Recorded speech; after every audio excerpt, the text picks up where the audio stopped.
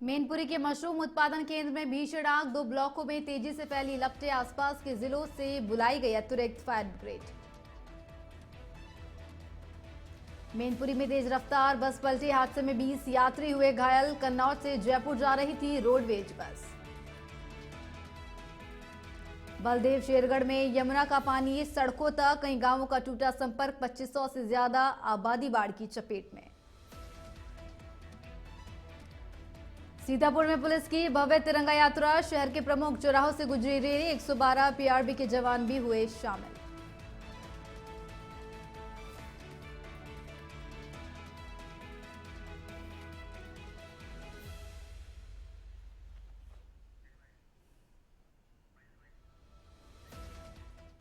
वंदे Bharatam India ahead में आप सभी का स्वागत है। मैं हूं आपके साथ ऋतुश्री पथरिया। नजर डालते हैं खबरों पर। सिद्धार्थनगर जिला कारागार में रक्षाबंधन का पर्व सुरक्षा व्यवस्था के बीच धूमधाम से मनाया गया। यह बहनों ने जेल में बंद अपने भाइयों के कलाई पर राखी बांधी। यहां पर बंद विदेशी कैदियों में भी रक्षाबंधन त्योहार को लेकर रुचि देखने को मिली। विदेशी महिला कैदियों ने विदेशी पुरुष कैदियों को रक्षा सूत्र बांधकर त्योहार मनाया। चीन की महिला कैदी युआन युहान ने ईरान कैदी कामरान चकमे को, ताइवान के कैदी जिन बोध को राखी बांधी। वहीं थाईलैंड की महिला कैदी युवालक नागपत ने चीन के झाओ मुलिन्यू और यू फेनो को राखी बांधी और आरती उतारी। इस मौके पर जेल में विकलांग आगंतुकों के लिए व्हीलचेयर की भी व्यवस्था की गई थी। जिला कारागार में राखी पर्व की तैयारी को लेकर जेल अधीक्षक सचिन वर्मा ने बताया कि रक्षाबंधन को देखते हुए अतिरिक्त पुलिस बल तैनात किया गया था। साथ ही राखी बांधने आई बहनों को किसी तरह की कोई ऐसी असुविधा न हो, इसके लिए भी विशेष तैयारी की गई। यहाँ पर राखी और मिठाई के साथ अन्य सामग्रियों की भी व्यवस्था की गई थी, ताकि जिनके पास राखी नहीं है उन्हें भी इस पर्व से महरूम न होना पड़े।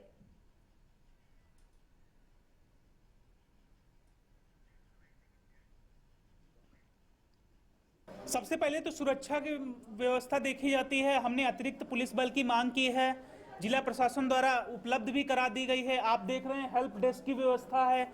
यहाँ पर जो भी कोई भी जरूरतमंद है, अगर मिठाई नहीं ला पाता है तो उसके लिए मिठाई की व्यवस्था की गई है। राखी, रोली, चंदन।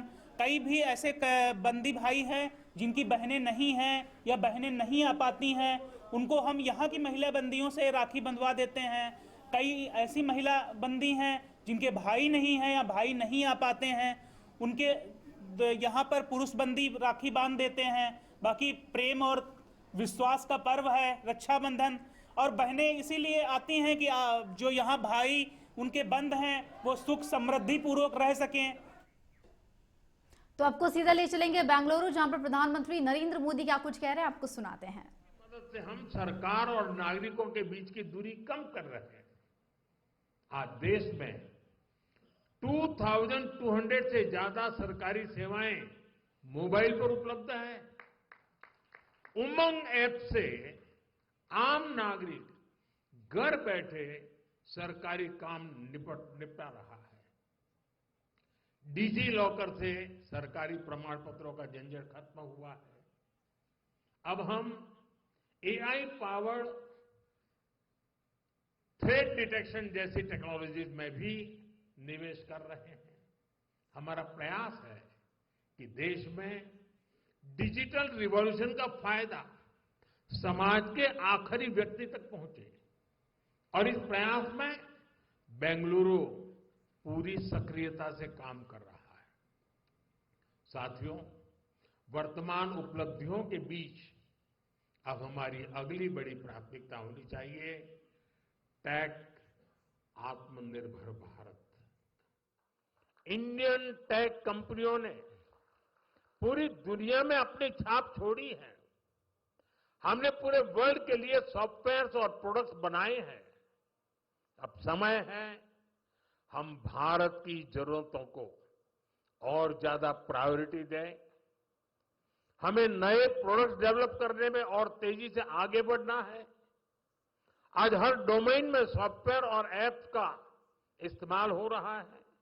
इसमें भारत नई ऊंचाई पर पहुंचे, ये बहुत जरूरी है। जो इमर्जिंग फील्ड्स है, हमें उनमें भी लीड लेने के लिए काम करना होगा। हमें मेक इन इंडिया में मैन्युफैक्चरिंग सेक्टर में भी बेंगलुरु और कर्नाटका की प्रेजेंस को और मजबूत करना है।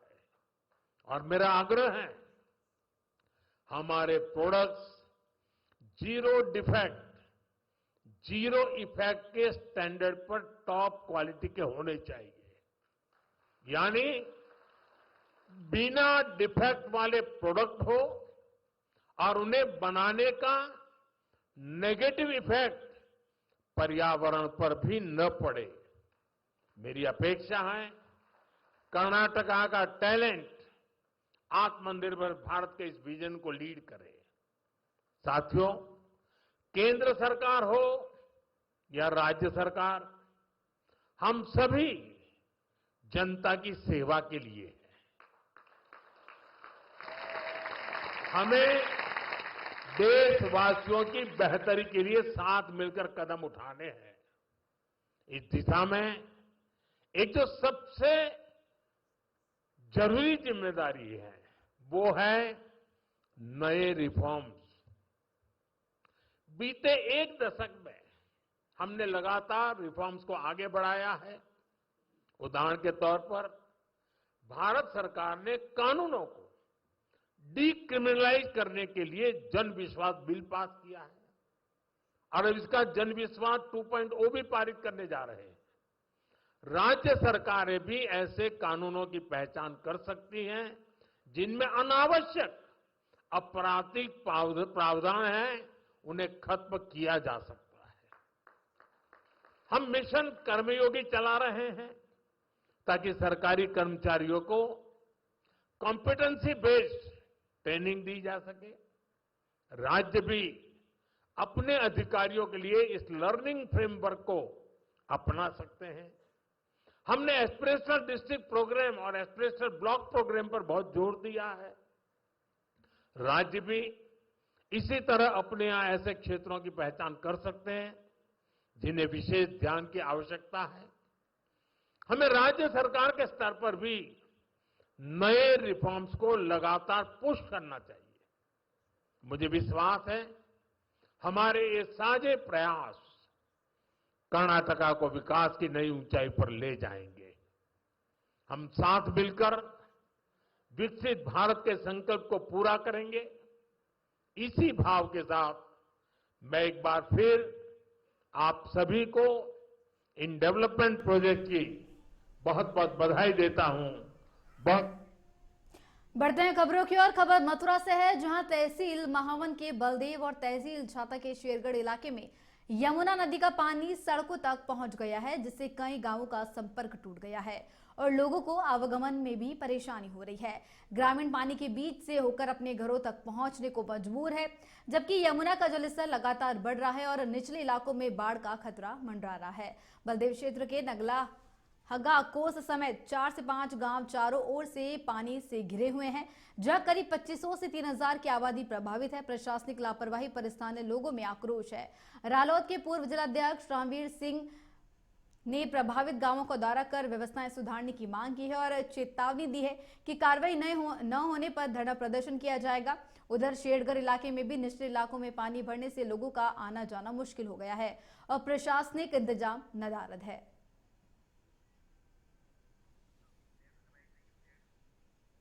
मैं अपने भाई की राखी बांधने जा रही थी और यहाँ पे बिल्कुल कोई व्यवस्था नहीं है। कौन से गांव में आ रही थी आप? मैं नगला कोस जा रही थी। नगला जी, अवेरनी से आई हूँ। ठीक है।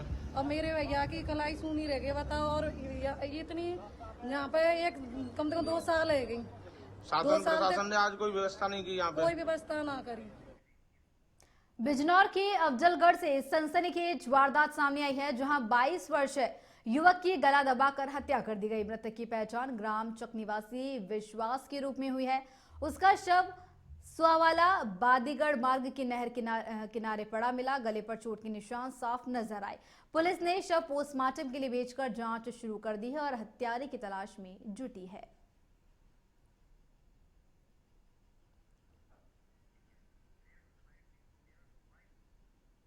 आज सुबह 7 बजे के आसपास थाना अफजलगढ़ को ऐसी सूचना मिली कि सुहावाला बादीगढ़ मार्ग पे एक व्यक्ति मृत अवस्था में पड़ा हुआ है। सूचना प्राप्त होने के बाद तत्काल थाने की फोर्स मौके पर पहुंची वहाँ देखा गया कि एक छोटी नहर के पास एक व्यक्ति मृत अवस्था में उल्टा पड़ा हुआ था। जब उसके शव को प्रारंभिक रूप से देखा गया तो उसमें गले पे चोट के निशान हैं। मृतक के शव को पंचायतनामा करने के बाद पोस्टमार्टम हेतु बिजनौर भेज दिया गया है। परिजनों से संपर्क स्थापित कर तहरीर प्राप्त की जा रही है। आगे की विधिक कार्रवाई की जाएगी। खबर श्रावस्ती से है, जहां भिनगा मलिहपुर मार्ग पर बाढ़ से कटी सड़क का जिला पंचायत अध्यक्ष ददन मिश्रा ने निरीक्षण किया। उन्होंने कहा कि पिछली सरकार में बना पुल गलत डिजाइन के कारण हर साल सड़क कट जाती है। पुल एक जगह और नदी दूसरी तरफ बह रही है। मिश्रा ने बताया कि अस्थायी समाधान के लिए शासन से बात हो चुकी है, एस्टीमेट बनाकर भेजा गया है, जबकि स्थायी समाधान के लिए नदी की धारा मोड़ने और छोटे पुल बनाने की योजना है ताकि अगले साल बाढ़ से बचाव हो सके। निरीक्षण में एसडीएम जमुना और थाना प्रभारी भी मौजूद रहे।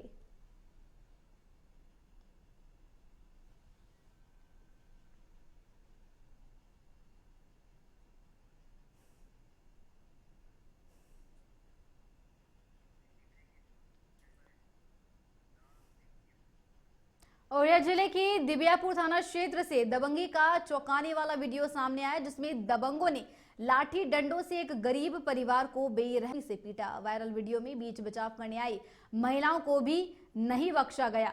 यह घटना सोशल मीडिया पर तेजी से फैलते हुए पुलिस की हरकत में आई। औरैया पुलिस ने मामले में मुकदमा दर्ज कर जांच पड़ताल शुरू कर दी है। हालांकि इंडिया अहेड वायरल वीडियो की पुष्टि नहीं करता।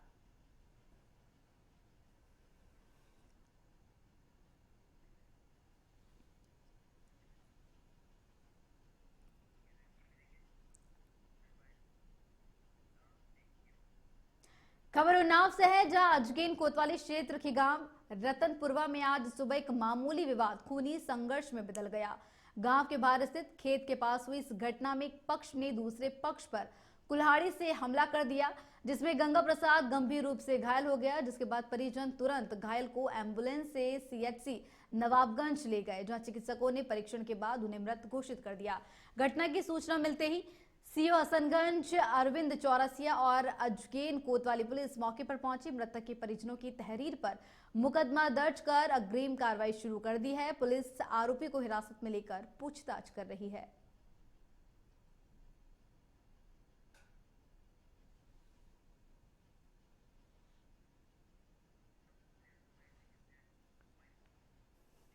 घटना पे तो हम मौजूद नहीं थे, हमको सुबह खबर मिली तो मैंने वहाँ पे गया तो हमारा भांजा है वो आते थे गाँव, तो उसने कहा कि मामा यहाँ ना हम ब्लाक आ रहे हैं। तो हम कहा ठीक है बेटा ब्लाक लेके आओ। तो वहाँ पे जब पहुँचे लेके तो इनकी दम टूट गई वहीं पे। तो वहाँ पे जब हम पहुँचे तो कह लगे ख़त्म हो चुके हैं। ये थाना अजगैन पर सूचना मिली कि ग्राम रतनपुरवा में एक युवक ने कुल्हाड़ी से हत्या कर दी। मौके पर जाकर थाना अजगैन पुलिस जांच पड़ताल किया, पता चला कि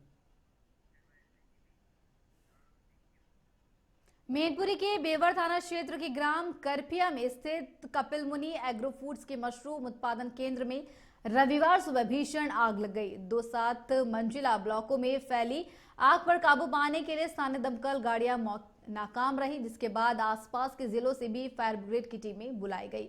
बता दें कि प्रतिदिन 100 से ज्यादा कर्मचारी यहां काम करते हैं। स्थिति गंभीर होने पर महानगरों से भी अतिरिक्त दमकल गाड़ियां मंगाई जा रही है। फिलहाल आग के कारणों का पता नहीं चल सका है, लेकिन प्रशासन और दमकल विभाग पूरी कोशिश में जुटा है।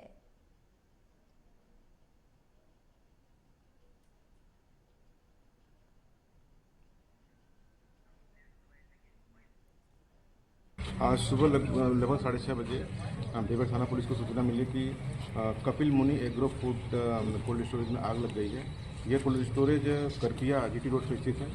तत्काल पुलिस मौके पहुंची और यहाँ पे तत्काल कंट्रोल रूम को सूचना दी गई, जिससे फर्रुखाबाद, कन्नौज और मैनपुरी की जो फायर ब्रिगेड गाड़ियाँ हैं, लगभग 8 गाड़ियाँ मौके पे आ गई हैं। इस कोल्ड स्टोरेज में कुल 10 ब्लॉक हैं और जिसमें 70 चैम्बर बने हुए हैं, जिसमें मशरूम की खेती होती है। डेली का प्रोडक्शन इसमें लगभग 1 टन मशरूम होती है, क्योंकि लकड़ी के चैम्बर बने हुए हैं और आग लगभग हमको लग रहा है कि आधी रात में लगी होगी।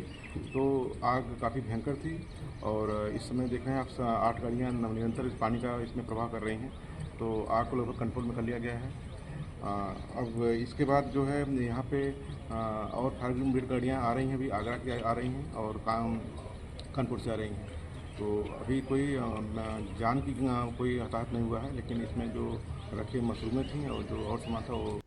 तो ब्रेक के बाद आप सभी का फिर से स्वागत है। बढ़ते हैं खबरों की ओर। खबर उन्नाव से है, जो अजगीन कोतवाली क्षेत्र के गांव रतनपुरवा में आज सुबह एक मामूली विवाद खूनी संघर्ष में बदल गया। गांव के बाहर स्थित खेत के पास हुई इस घटना में एक पक्ष ने दूसरे पक्ष पर कुल्हाड़ी से हमला कर दिया, जिसमें गंगा प्रसाद गंभीर रूप से घायल हो गया, जिसके बाद परिजन तुरंत घायल को एम्बुलेंस से सीएचसी नवाबगंज ले गए, जहां चिकित्सकों ने उसे मृत घोषित कर दिया।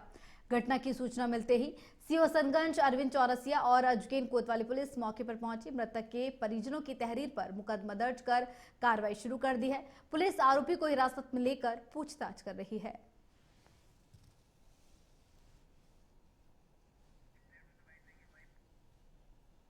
घटना पे तो हम मौजूद नहीं थे, हमको सुबह खबर मिली तो मैंने वहाँ पे गया तो हमारा भांजा है वो आते थे गाँव, तो उसने कहा कि मामा यहाँ ना हम ब्लाक आ रहे हैं। तो हम कहा ठीक है बेटा ब्लाक लेके आओ। तो वहाँ पे जब पहुँचे लेके तो इनकी दम टूट गई वहीं पे। तो वहाँ पे जब हम पहुँचे तो कह लगे ख़त्म हो चुके हैं।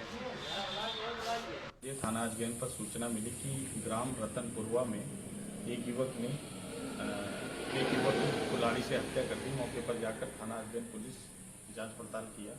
पता चला कि राधे नाम के युवक द्वारा सागर नाम के युवक की हत्या कर दी गई कुल्हाड़ी मार करके, और सागर को सीएचसी ले जाते समय उसकी मृत्यु हो गई। शव को कब्जे में लेकर के पोस्टमार्टम के लिए भेजा गया है। राधे को गिरफ्तार करके पूछताछ की गई, जिसमें किसी विशेष कारण का पता नहीं चल पाया। राधे और सागर ग्रामवासियों के मुताबिक दोनों ही मानसिक रूप से असंतुलित हैं। इसमें एफआईआर दर्ज करके विधिक कार्रवाई की जा रही है और राधे को जेल भेजा जा रहा है। मैनपुरी के दन्नाहार थाना क्षेत्र में मैनपुरी शिकोहाबाद मार्ग पर देर रात एक रोडवेज बस पलट गई, जिसमें करीब 20 यात्री घायल हो गए। कन्नौज डिपो की यह बस कन्नौज से जयपुर जा रही थी और उसमें 45 लोग सवार थे। मैनपुरी से आगे बढ़ते ही ड्राइवर का नियंत्रण बिगड़ने पर बस पलटी और मौके पर चीख पुकार मच गई। सूचना मिलते ही पुलिस और ग्रामीणों ने रेस्क्यू कर सभी घायलों को जिला अस्पताल पहुंचाया। एक महिला की हालत गंभीर होने पर उसे सैफई मेडिकल कॉलेज रेफर किया गया, जबकि बाकी यात्री खतरे से बाहर है।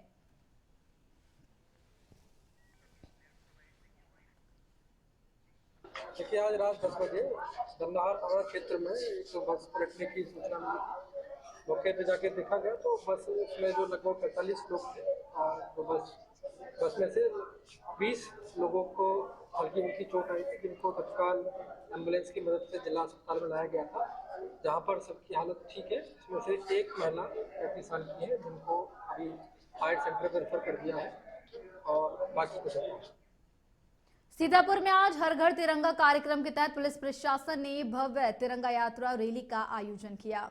राष्ट्रभक्ति और देश प्रेम की भावना जगाने के साथ साथ सुरक्षा और शांति व्यवस्था को मजबूत करने के उद्देश्य से पुलिस अधीक्षक अंकुर अग्रवाल ने रैली को हरी झंडी दिखाकर रवाना किया। यह रैली रिजर्व पुलिस लाइन से शुरू होकर शहर के प्रमुख चौराहा और संस्थाओं से होते हुए वापस पुलिस लाइन में संपन्न हुई, जिसमें 112 पीआरबी के जवानों समेत पुलिस विभाग के कई अधिकारी और कर्मचारी शामिल रहे।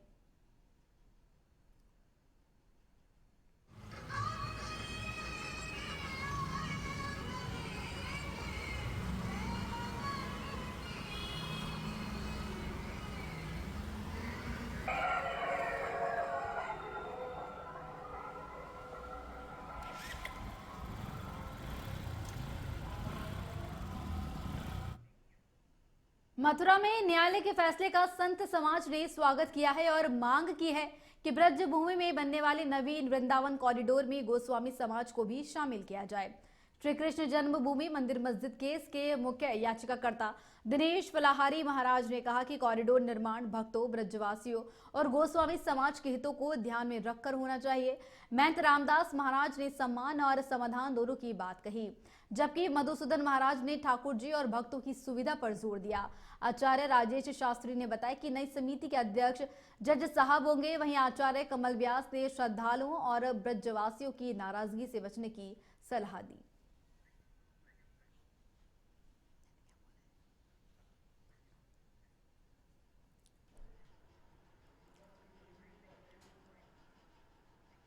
हमारी प्रार्थना यही है कि नई प्रबंधन कमेटी इस प्रकार की व्यवस्था संभाले जिससे गोस्वामी समाज ब्रजवासियों को कोई दिक्कत ना हो और वहाँ पर जो श्रद्धालु आते हैं उनको कोई परेशानी ना हो।